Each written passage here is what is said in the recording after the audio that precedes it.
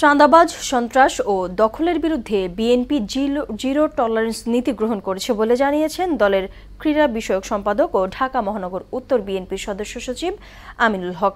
আওয়ামী লীগ সরকারের কর্মকাণ্ডের পুনরাবৃত্তি যাতে না হয় সে বিষয়ে নজর রাখতে নেতাকর্মীদের প্রতি আহ্বানও জানান তিনি। দুপুরে রাজধানীর পল্লবীতে ব্যবসায়ীরা নির্বিঘ্নে ব্যবসা বাণিজ্য করতে পারবে বলেও আশা জানান আমিনুল। আরও জানাচ্ছেন হুমায়ুন কবির। রাজধানীর পল্লবীতে মুসলিম বাজারে ব্যবসায়ীদের সঙ্গে মতবিনিময় করেন বিএনপির ক্রীড়া বিষয়ক সম্পাদক, বারবার কারাভোগ করা নির্যাতিত নেতা আমিনুল হক। এ সময় ব্যবসায়ীদের বিভিন্ন সুযোগ সুবিধা নিয়ে কথা বলেন তিনি।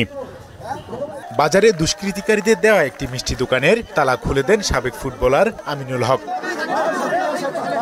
ছাত্র জনতার গণ অভ্যুত্থানে আওয়ামী লীগ সরকারের পতনের কথা তুলে ধরে সবাইকে দুষ্কৃতিকারী, সন্ত্রাস ও চাঁদাবাজের বিরুদ্ধে প্রতিরোধ গড়ে তোলার আহ্বান জানান তিনি। কেউ যদি এসে জবরদখল করার চেষ্টা করে, সে যেই হোক, সে আমাদের দলের লোক হোক বা অন্য কেউ হোক, কোন দুষ্কৃতিকারী হোক, তাকে তাৎক্ষণিকভাবে ধরে থানায় পুলিশের কাছে সোপর্দ করবে। ঢাকা মহানগর উত্তর প্রত্যেকটি থানা ওয়ার্ডে কোথাও কোনো চাঁদাবাজি চলবে না, কোন রকম জবরদখল চলবে না।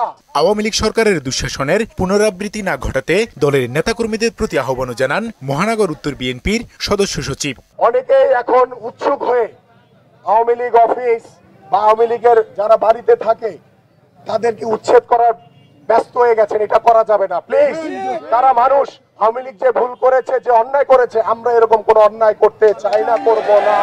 আমিনুল হকের এমন আশ্বাসে খুশি ব্যবসায়ী সহ সর্বস্তরের জনগণ। দেশের জনগণের উপকার করবো ইনশাআল্লাহ, আলহামদুলিল্লাহ। ওনার কাছে এটা আমরা আশা করি। আমিনুল ভাই আমাদের যে উপকার করছে, আল্লাহ তারে হায়াত দারাজ করুক এবং কি তারে ভালো রাখুক। যত বাজারে ব্যবসায়ী আছি আমরা সবাই সন্তুষ্ট এবং এলাকার মানুষও আলহামদুলিল্লাহ সন্তুষ্ট ওনাদের কথা। এদেশের থেকে সন্ত্রাস বিদায় নিক এবং যারা অন্যায় অত্যাচার করছে তাদের সঠিক বিচার হোক। অল্প সময়ের মধ্যে দেশে শান্তি বিরাজ করবে বলেও আশা জানান তারা। হুমায়ুন কবির, মোহনা সংবাদ, ঢাকা।